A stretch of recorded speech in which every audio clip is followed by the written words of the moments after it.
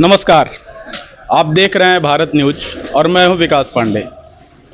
इस वक्त भारत न्यूज की टीम अमेठी संसदीय लोकसभा क्षेत्र के अंतर्गत विशेषरगंज बाजार के निकट स्थित अति प्राचीन और पौराणिक मां कालिकन देवी धाम परिसर में उपस्थित है, जिसको कि कनु कालिकन के रूप में भी लोग जानते हैं। अमेठी शहर से 12 किलोमीटर दूर संग्रामपुर में स्थित एक प्राचीन मंदिर है, जिसे कालिकन धाम मंदिर के नाम से जाना जाता है। लोगों की मान्यता है कि यहाँ माँ के दर्शन मात्र से ही भक्तों की हर मुराद पूरी हो जाती है। हर मंदिर की एक अलग पहचान और इतिहास होता है।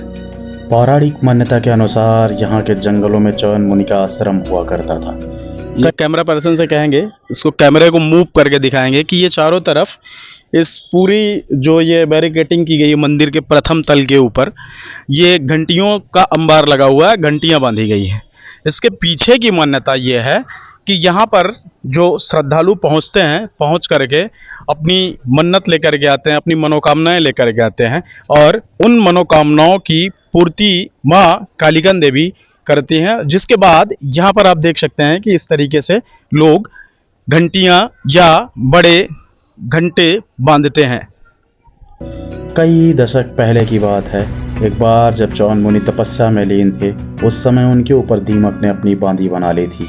उसी समय अयोध्या के राजा सरयाज अपनी पूरी सेना और परिवार के साथ चौन मुनि के दर्शन के लिए उनके आश्रम में पधारे। राजा की पुत्री सुकन्या अपनी सखियों के साथ आश्रम घूमने के लिए निकली। उसी दौरान उसने दीमक की बांदी में जुगनू की तरह जलते हुए 2 छेद दिखाई दिए।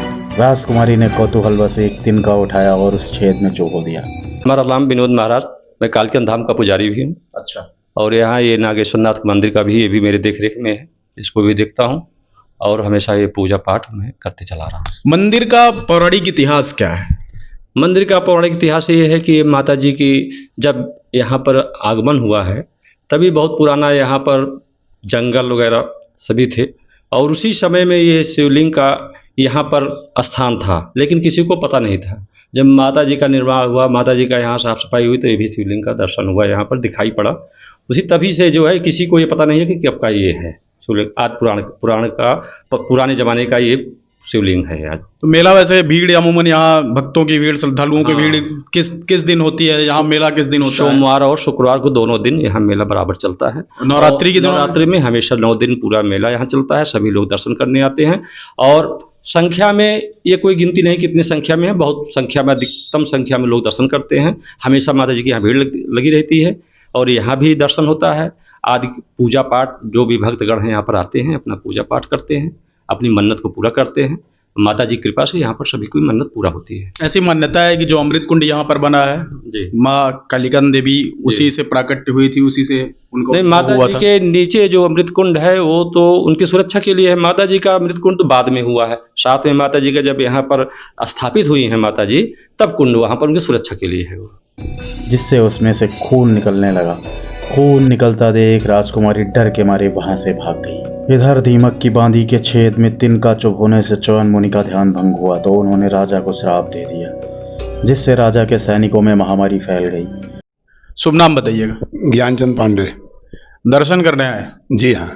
क्या मन्नत लेकर के आएंगे वो मैं कैमरे पर नहीं कहूँगा, आप बताएं उद्देश्य क्या है, यहाँ की महत्ता के बारे में कुछ हमारे दर्शकों को बताएं। दरअसल यहाँ मैं 15 साल अध्यापक था। अच्छा। तो यहाँ आया करता था। अब हमारा ट्रांसफ़र भादर हुआ है। अच्छा। तो मैं वैसे यहाँ के चूँकि पहले करता ही था दर्शन, तो माँ हमें एक बार मैं किसी भी रविवार को आकर के यहाँ दर्शन करता हूँ। आज भी रविवार ही है? जी हाँ, और बड़ी शांति मिलती है, मन को बड़ी शांति मिलती है। ये वास्तविकता रही है हिंदू धर्म में कि किसी भी तीर्थ स्थल पर जब आप जाते हैं और वहाँ 2 मिनट खुद को अकेला छोड़ करके भीड़ भाड़ से किनारे बैठते हैं और आत्मचिंतन करते हैं, तो वास्तव में पौराणिक स्थलों पर पहुंचने के बाद मन को बड़ी सुकून और शांति मिलती है। राजा को जैसे ही पूरी हकीकत पता चली, उन्होंने आश्रम के सभी मुनियों से मिलकर चौन मुनि से क्षमा मांगी। तब सभी मुनियों ने मिलकर निर्णय लिया कि राजा को अपनी राजकुमारी सुकन्या को चौन मुनि की सेवा में छोड़कर जाना होगा। राजा ने ऐसा ही किया, जिसके बाद उनकी पूरी प्रजा और सैनिक महामारी से ठीक हो गए। चवन मुनि की आंख को ठीक करने के लिए देवताओं के वैद्य अश्विनी कुमार को बुलाया गया, जिन्होंने एक कुंड की स्थापना की, जिसमें चवन मुनि द्वारा स्नान करने से उनकी आंखें ठीक हो गई। भारत न्यूज़ की टीम वहाँ कालिकन देवी धाम परिसर में है, तो कैसा महसूस कर रहे हैं आप आकर के? अमूमन वैसे तो आज बड़ी शांति है, और तो यहाँ कालिकन धाम परिसर में पहुँच करके आप कैसा महसूस कर रहे हैं, कैसी फीलिंग आ रही है? और लोगों को जो यहाँ की मान्यता है, पौराणिक आस्था लोगों की जुड़ी हुई है, उसके बारे में लोगों से क्या अपील करना चाहें, क्या कहना चाहें?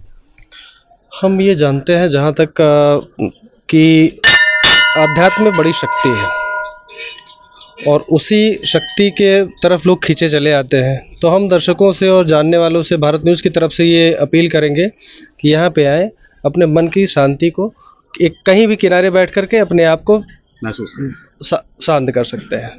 और वह युवा अवस्था में आ गए। इसके बाद सभी लोग युवा बनने के लिए कुंड में स्नान करने की कोशिश करने लगे। इसको रोकने के लिए ब्रह्मा जी ने कुंड को बचाने के लिए देवी का आह्वान किया।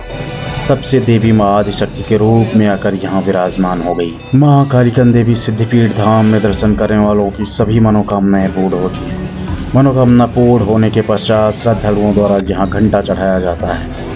शारदीय नवरात्र एवं चैत्र नवरात्र में यहाँ भक्तों की भारी भीड़ उमड़ती है। लोग देश विदेश से माँ का आशीर्वाद प्राप्त करने के लिए यहाँ चले जाते हैं।